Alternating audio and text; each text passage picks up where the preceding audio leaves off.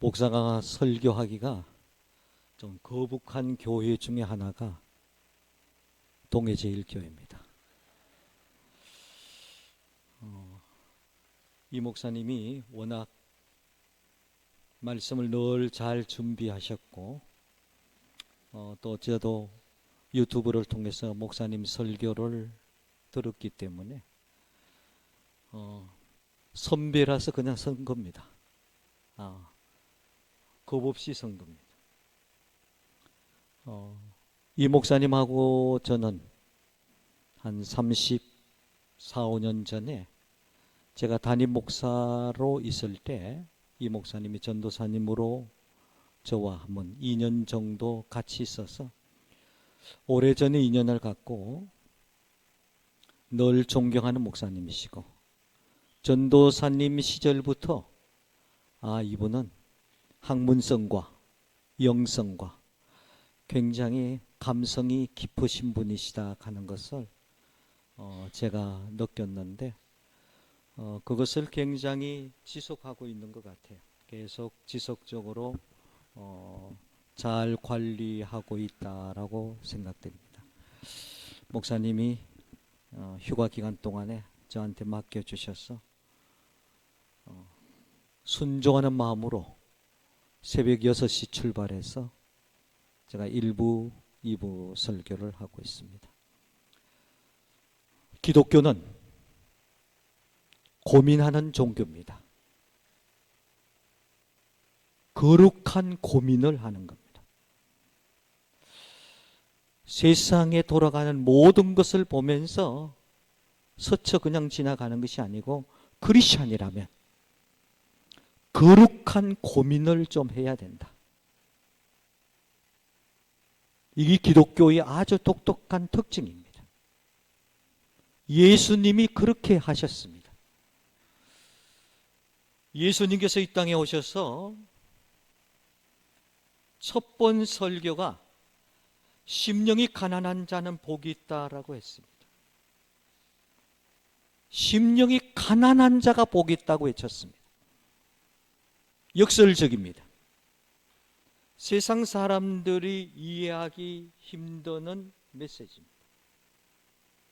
그러나 그 속에는 좀 고민을 해야 된다.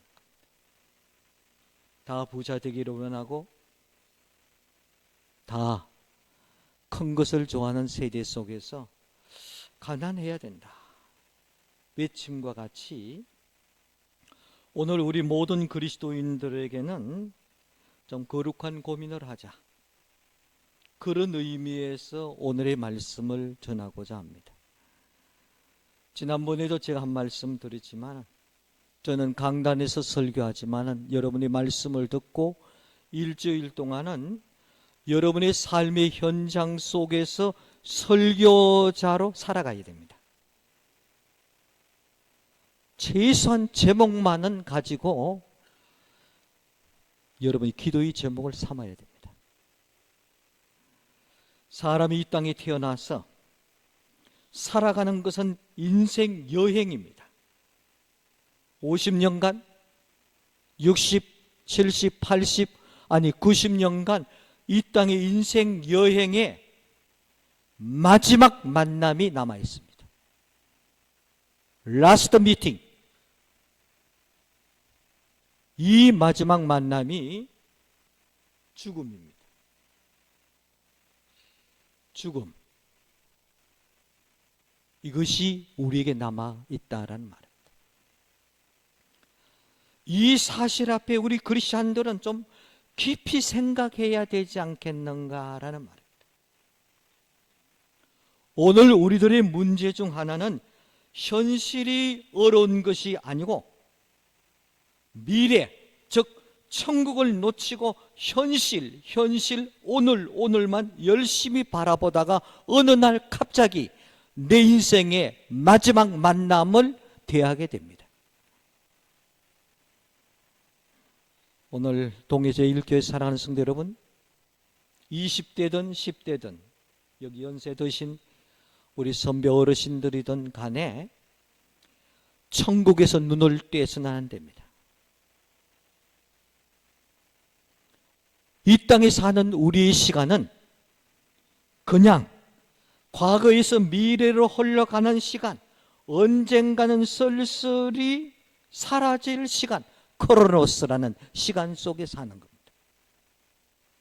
그러나 하나님이 개입한 시간, 하나님이 개입한 사건, 영혼을 향하고 구원받는 카이노스라는 시간이 오늘 우리를 덮고 있는 것입니다. 하나님의 시간 속에 우리가 흘러가는 크로노스의 시간에 살아가는 우리의 마지막은 죽음입니다. 히브리서 11장 말씀을 보면 우리 믿음의 선배들은 한결같이 이 땅에 전투적으로 살았지만은 그들은 영원한 본향을 사모했다, 이렇게 기록되어 있습니다. 여기 살고 있지만은 우리가 가야 될 영원한 본향을 늘 사모하면서 오늘을 살아갔던 것입니다. C.S. 루이스의 말처럼 이 세상은 그림자에 불과한 것입니다. 이 세상에서 우리 그리스도인들은 모든 것을 성분내려고 해서는 어리석은 짓입니다. 왜냐하면 이 세상 모든 것에는 임시라는 딱지가 붙어 있습니다. 임시. 우리 삶은 영원한 것이 아닙니다. 순간적입니다. 임시입니다. 우리는 하나님 나라를 향한 순례자이지 나그네는 아닙니다.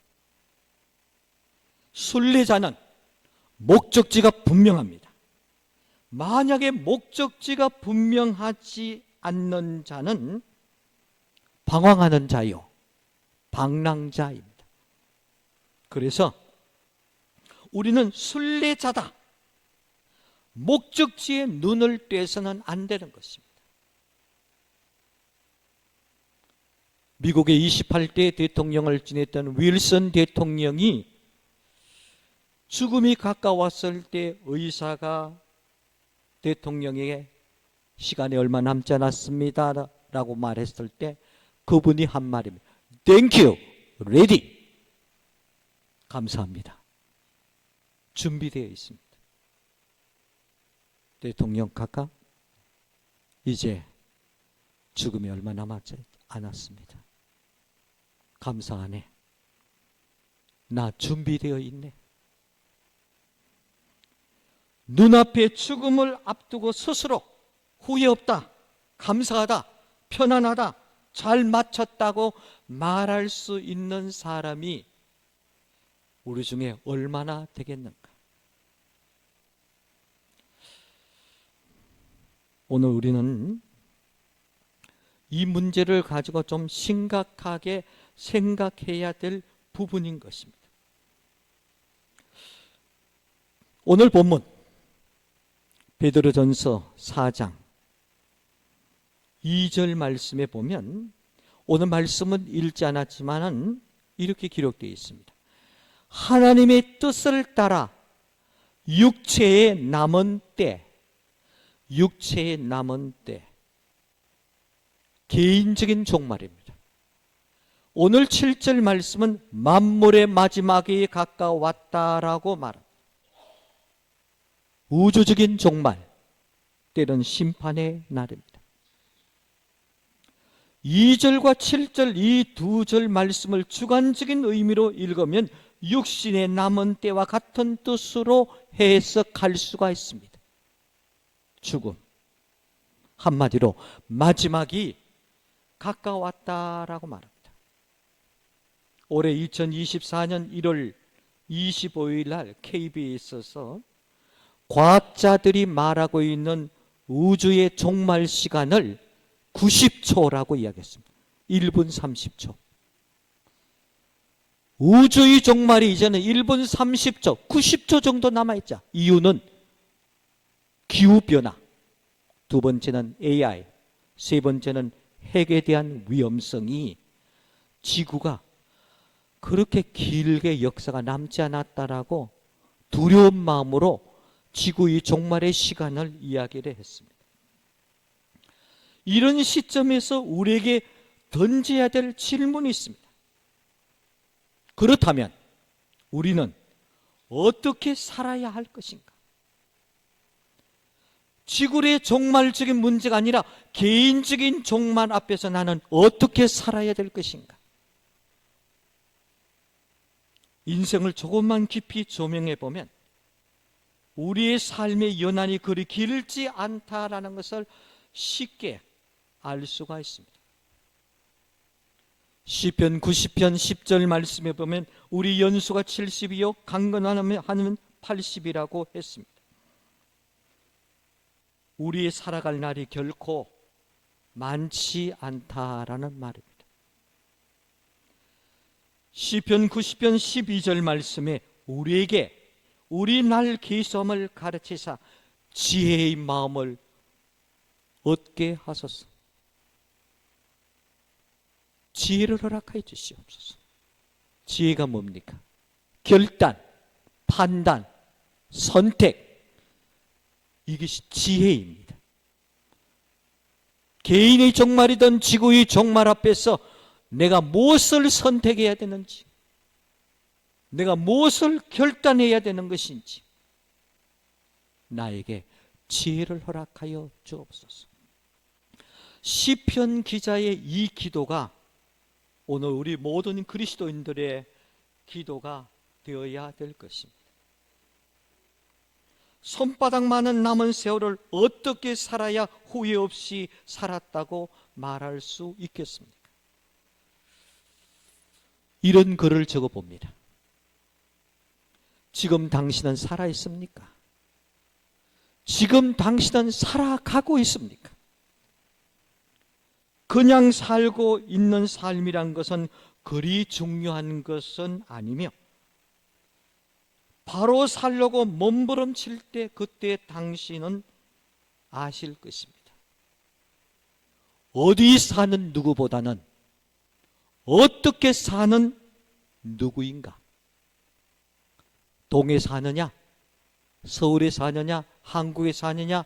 미국에 사느냐? 보다도 어디보다도 어떻게 내가 지금 살고 있느냐가 중요하다는 것입니다. 무슨 말을 하느냐 보다도 무엇을 행하며 사는가가 더 중요한 것입니다. 내가 얼마나 오래 살 것인가 보다도 내가 얼마나 보람있게 살 것인가가 우리에게 남아있는 중요한 문제입니다. 저는 젊은 세대에게 이렇게 말합니다. 우리 자녀들, 아들, 딸들 40대 내 자녀들에게 그래, 네가 하고 싶은 것을 해봐라. 중학교, 고등학교 시절에 공부 소리 너무 많이 들었는데 이제 아버지 직장 생활에서 내가 뭔가 찾지를 못하겠습니다.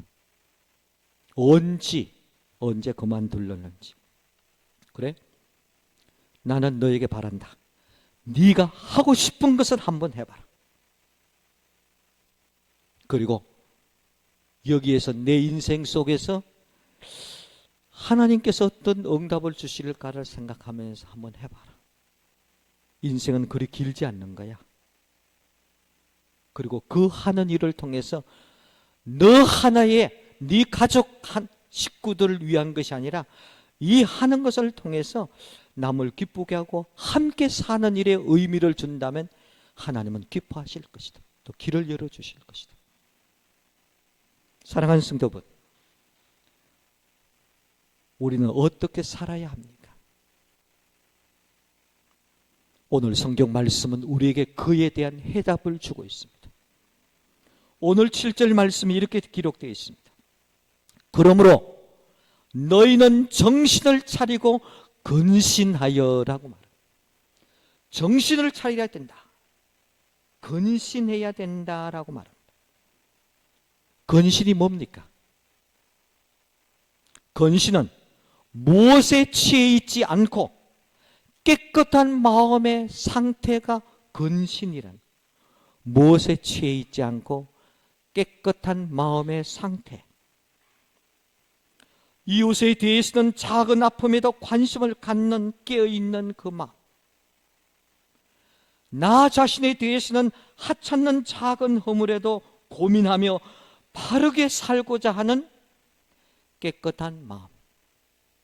한마디로 어떤 상황 속에도 포기하지 않고 하나님의 뜻을 따르는 인생 원칙에 굳게 선 태도. 최소한도 내 인생이 이익 중심이 아니고 의를 중심으로 살겠다.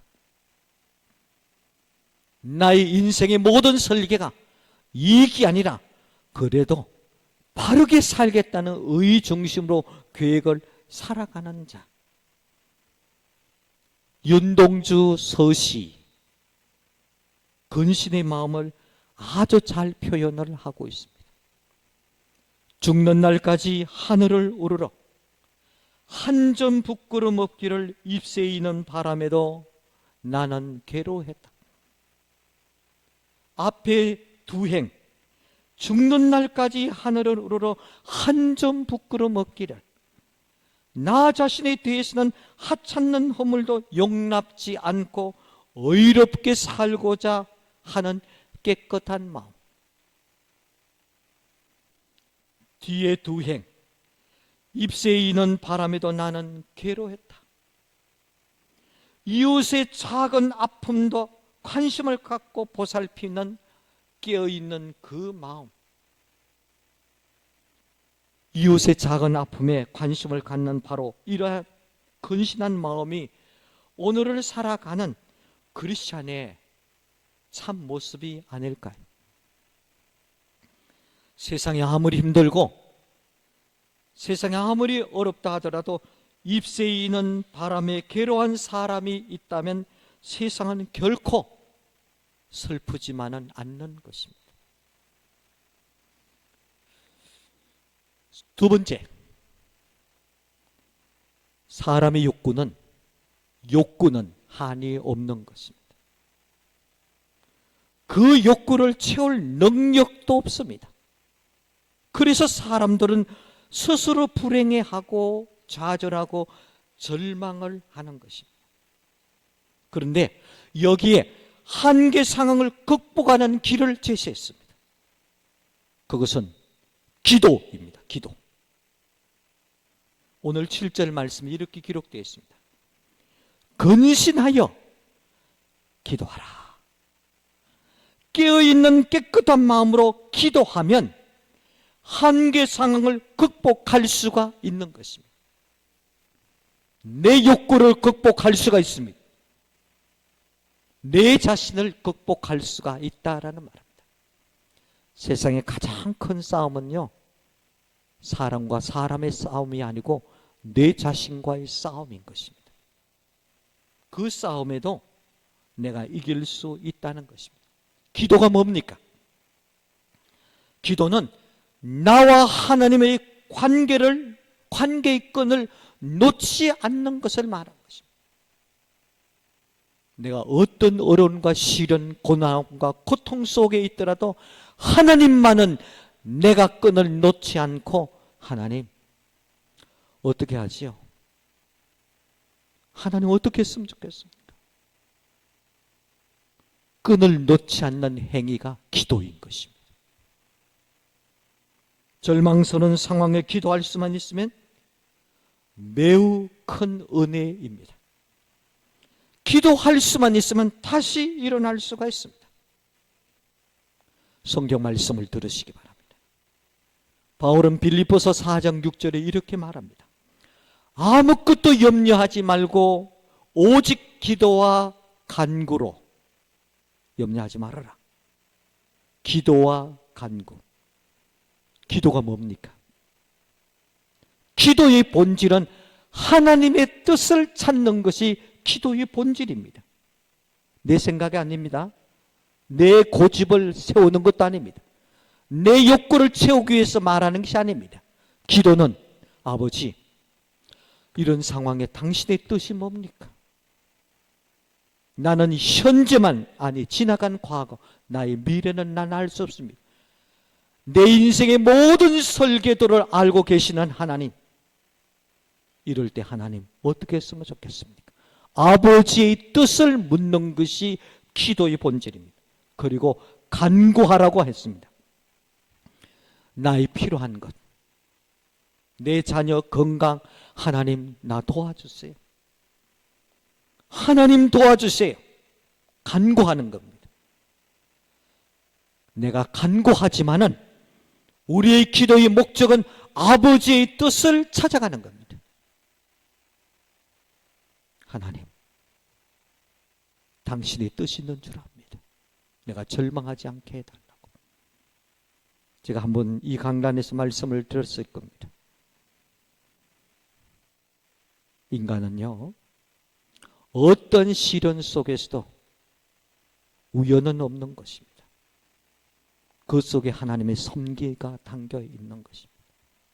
고난, 그 고난도 하나님의 섭리가, 메시지가 그 속에 담겨져 있습니다.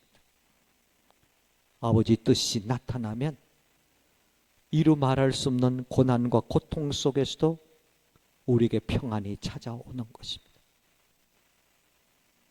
예레미야 33장 3절 말씀에 너는 내게 부르짖으라 내가 내게 응답하겠고 네가 알지 못하는 크고 비밀한 일을 네게 보이리라.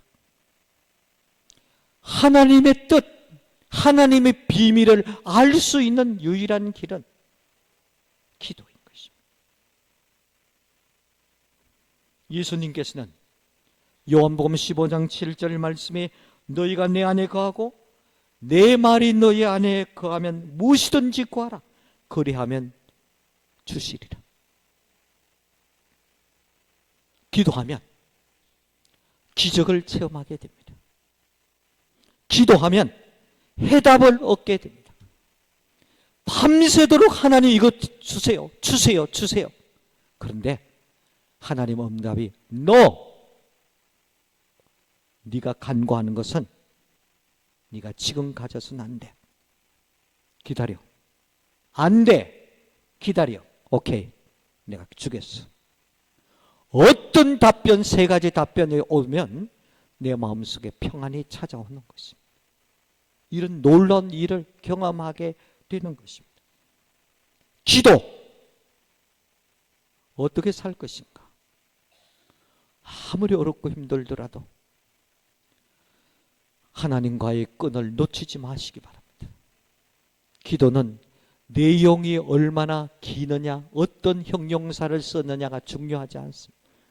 급할 때는요, 밤새도록 기도는 단순합니다. 하나님, 하나님, 하나님. 이 기도. 그 나머지 단어는 하나님이 다 알고 계십니다. 내 감정도, 내 느낌도 하시는 하나님이십니다. 세 번째, 8절 말씀이 이렇게 기록되어 있습니다. 무엇보다도 뜨겁게 서로 사랑하라라고 말합니다. 여기서 무엇보다도라는 것은 모든 것 가운데서 첫 번째가 바로 사랑이라는 뜻입니다. 옳습니다. 목사는 장례를 많이 치릅니다. 또 장례식장에서 슬퍼하는 유족들도 많이 만납니다. 그 가운데서 남편이 먼저 갔던, 아내가 먼저 갔던 많은 이야기 소재가 이런 게 있습니다. 이렇게 빨리 죽을 바에야, 내가 이렇게 빨리 죽을 줄 몰랐다고, 내가 조금만 더 잘해줬을걸, 조금만 더 잘해줬을걸, 이렇게 빨리 갈 줄, 조금만 더 잘해줬을걸. 현실적인 이야기입니다. 사랑하는 성도 여러분, 오늘 우리는요, 지금이 중요해요. 사랑은 참 중요한 겁니다. 보세요. 그리스도인의 내적 삶 가운데서 가장 중요한 것은 기도입니다. 그렇다면 그리스도인의 외적인 삶 가운데서 가장 중요한 것은 사랑입니다. 크리스천의 외적 우선순위가 첫 번째가 사랑이라는 말입니다. 그래서 인생 가운데서 사랑 하나가 빠지면 하나가 없는 것이 아니고 전체가 없는 것입니다. 젊은 세대 분들이 이 단어에 대해서 너무 소홀히 하는 것 같아요. 사랑은요, 하나가 아니에요. 사랑은요, 하나가 빠지면 전부가 무너지는 것입니다. 퀴즈를 내겠습니다. 찬양대 답변을 했으면 좋겠어요. 퀴즈 맞춘 분은 오늘 점심 식사하시면 됩니다. 세상에서 가장 고통이 무엇일까요? 그것은요, 미운 사람과 함께 사는 겁니다. 성경을 들어보시기 바랍니다. 잠언 21장 9절에 이렇게 말합니다. 다투는 여인과 함께 큰 집에 사는 것보다도 음막에 혼자 사는 것이 나으니라. 잠언 21장 19절 말씀에 다투며 성내는 여인과 함께 사는 것보다도 광야에서 혼자 사는 것이 나으니라. 그렇다면 세상에서 가장 큰 행복이 무엇일까요? 그것은 사랑하는 사람과 함께 사는 것입니다. 그런데 사랑은 하나님의 명령이지 인간의 선택은 아닙니다. 명령입니다. 사랑, 있는 그대로를 받아주는 겁니다. 있는 그대로 받아주는. 우리는요, 천사와 함께 사는 것이 아닙니다. 내 옆에 있는 침대에 같이 자는 사람이 천사가 아니에요. 사람이에요, 사람. 지지고 볶고 싸우는 거예요.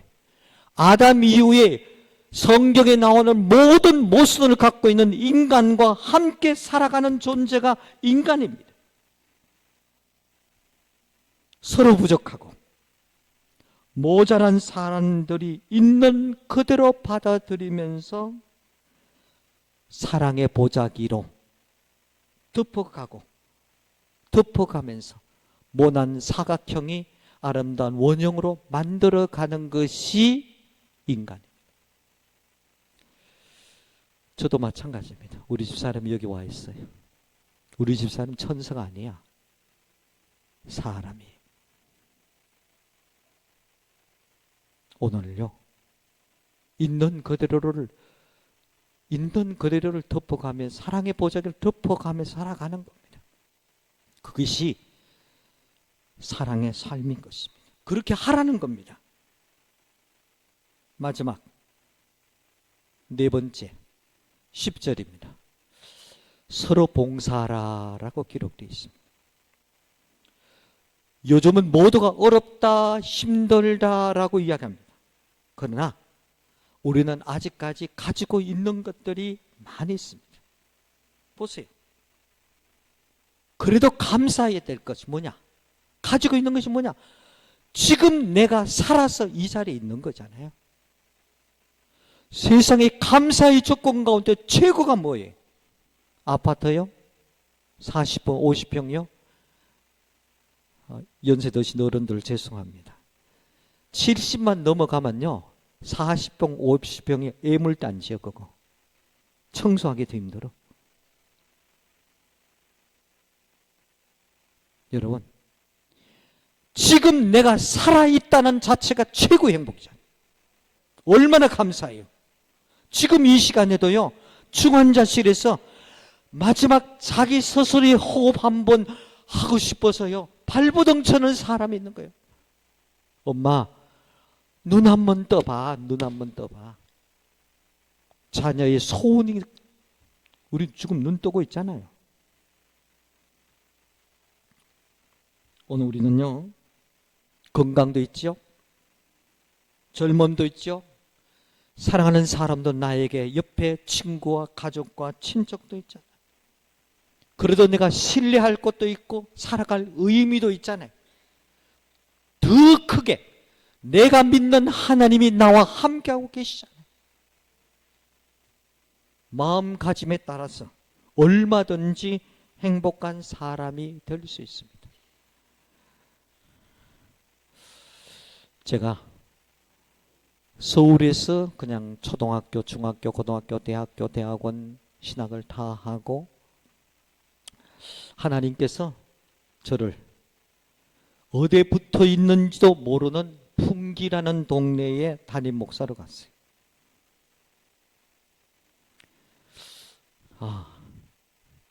포니2 처음 포니2 나왔을 적에 그래도 포니2를 끌고 풍기에 가니까 풍기 영주 노회에 있는 전체 교회 자가용이 있는 사람이 3교회밖에 없더라고요. 저 포함해서. 저는 첫 목회를 서울 가장 중심 안국동 7번지 안동교회 윤보선 대통령 바로 맞은편 골목 2m 앞에 있는 안동교회입니다. 71년도 전도사 생활을 시작했습니다. 경기 여고가 경기 남자고등학교 바로 앞에 있어요.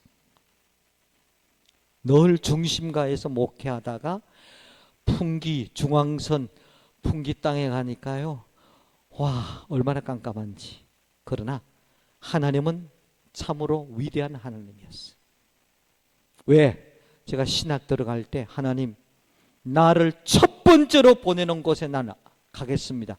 저는 다 잊어버렸는데 하나님은요 3초 5초 기도를 끝까지 기억하고 계셔서 첫 번째 거기 가서 제가 첫 번째 우리 풍기 성례교회 교인들에게 한 말이 있습니다. 풍기가 세계의 중심이다. 미국도 아니야. 서울도 아니야. 세계의 중심은 어디냐? 어디라고요? 여러분 동해라고 해야 돼. 내가 사는 곳이 세계의 중심이지 내가 사는 곳에서 세계의 파리를 보고요. 미국도 보고 보면 저 촌동네요. 먼 동네요. 내가 있는 곳이 세계의 중심이다. 여기서 내가 무엇을 해야 될 것인가? 첫 번째 설교입니다. 첫 주. 여러분, 내가 중령 고개를 5시간 40분 만에 왔습니다. 넘었습니다. 서울 출발해서 포니2 5시간 40분 걸려서 왔어요. 왜 하나님이 나를 성례교회로 보냈는가? 저는 이유를 압니다. 그러면서 설교입니다. 꼭 들어주시기 바랍니다 하면서 풍기 땅에서 만약에 풍기 땅에서 굶어 죽고 얼어 죽는 사람이 풍기 주민이 있다면 그 주일은 예배를 교회 마당에서 드릴 겁니다. 무슨 소리인지 몰랐어요. 왜냐하면 36살의 담임 목사로 경상도 제일 오래된 교회 담임 목사로 갔으니까 새파란 애가 와서 풍기 지역에서 굶어 죽고 얼어 죽는 사람이 만약에 있었다면 그날 예배는 밖에서 드릴 겁니다. 저는 솔직한 심정이었어요. 교회가 왜 존재하느냐? 교회가 왜 존재하느냐?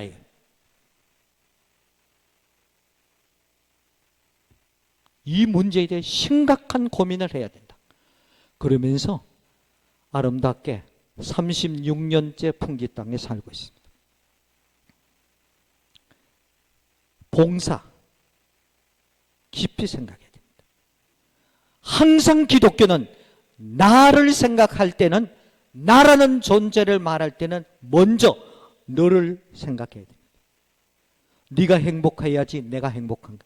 내가 행복하면 너도 행복하겠다. 이건 기독교적이지 않아요. 기독교는 당신이 행복해야 돼. 왜? 나의 행복은 당신 속에 있어. 이건 나눔입니다. 고 천상병 시인의 행복 예찬론을 들어보시기 바랍니다. 나는 세계에서 제일 행복한 사나이다. 더구나 하나님을 굳게 믿으니 이 우주에서 가장 강력한 분이 나의 백이니 무슨 불행이 나에게 올 것인가. 그런데 이처럼 귀한 은혜를 주신 것,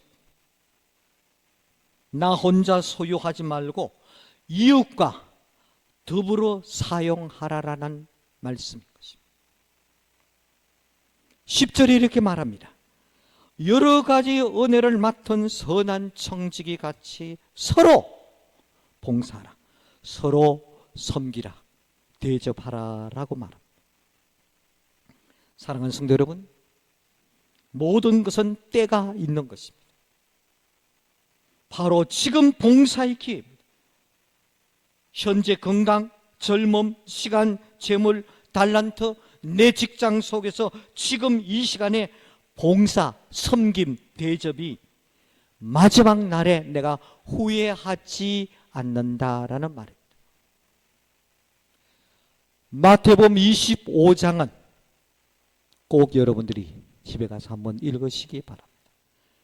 마태복음 25장은 예수님의 종말기 신앙생활의 지침서입니다. 종말에 성도가 어떻게 생활해야 될 것이냐라는 신앙 지침서가 마태복음 25장입니다. 거기에 열처녀, 달란트 비유, 최후의 심판의 비유의 말씀이 있습니다.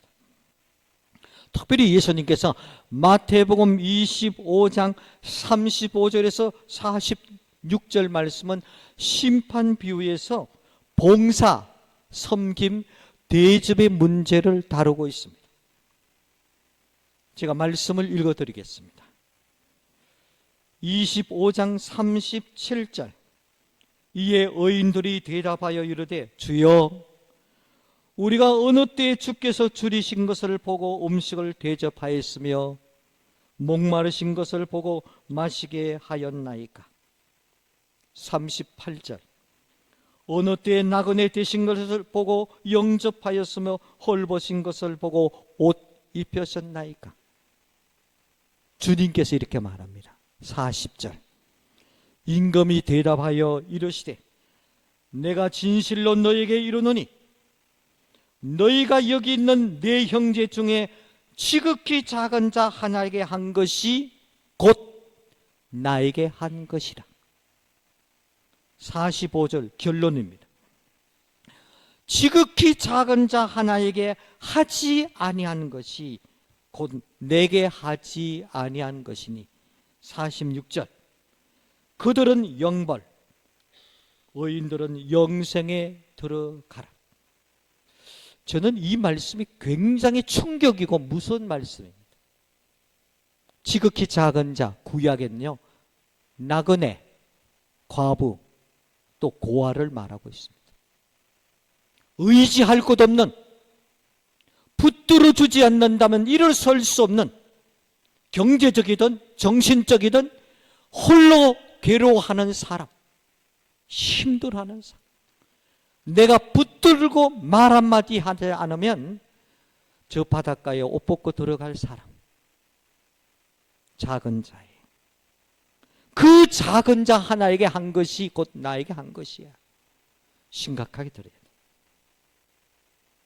이웃을 대접하고 봉사하는 것이 곧 다시 오시는 주님을 대접하는 예행이 된다라는 말씀을 마칩니다.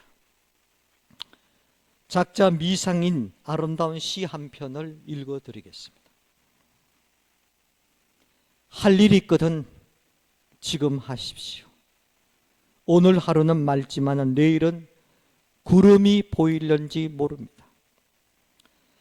사랑의 말이 있으면 지금 하십시오. 사랑하는 사람은 언제나 내 곁에 있지 않습니다. 언제 떠날는지 모릅니다. 미소를 짓고 싶거든 지금 웃어 주십시오. 당신의 친구가 떠나기 전에 장미는 피고 가슴이 설렐 때 지금 당신의 미소를 주십시오. 불러야 할 노래가 있으면 지금 부르십시오. 당신의 해가 저물면 노래 부르기에는 너무나 넣습니다. 지금 당신의 노래를 부르십시오. 과거는 흘러가고 미래는 하나님 것, 지금은 이 시간만이 당신이 할 수 있는 시간의 것입니다. 오늘 예배드리는 사랑하는 성도 여러분, 꼭 부탁을 드립니다. 기독교인들은, 예수 믿는 사람들은 거룩한 고민을 하는 존재입니다. 내가 이렇게 살아서 될까? 내가 이렇게 살아서 될까? 나의 인생의 라스트 미팅, 마지막 만난 죽음이 내 앞에 언제 있을는지 모르는데 내가 이래 살았으면 될까? 기억하세요. 네 가지. 자신에게 의롭게 살고자 하는 깨끗한 마음, 자신에게 의롭게 살고자 하는 깨끗한 마음, 이웃에게 관심을 가지고 보살피는 깨어있는 마음, 근심입니다. 근심. 기도하고 사랑하며 봉사하며 사시는 여러분들이 다 되시기를 바랍니다. 일주일 동안 누가 왔더냐, 목사님 이름이 뭔가, 이름은 다 잊어버려도 됩니다. 이규동 목사님은 생각하면 됩니다. 제목만은 한번 이렇게 기억이 좋지 않으면 오늘 하루만이라도 기억하세요. 어떻게 살 것인가. 너무 중요해요. 20대, 10대 여러분, 요사이 보니까 모텔에서 불나서 죽고 자동차에 불나서 죽고 사고로 죽고 나이가 없더라고요. 어린아이부터 노년까지. 라스트 미팅은 언제나 나에게 있는 겁니다. 문제는요, 내가 어떻게 살 것이냐, 멋있게 내가 살아야 되겠다는 그 의미를 가지고 살아가시는 여러분들이 다 되시기를 바랍니다.